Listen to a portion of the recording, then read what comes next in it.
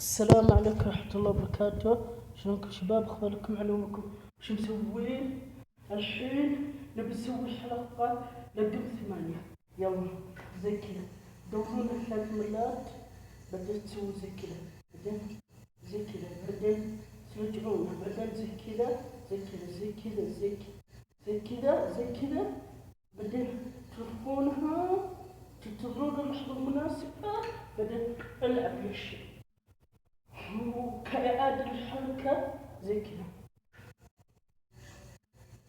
زي كذا، بعدين زي كذا، بعدين تعيدونها.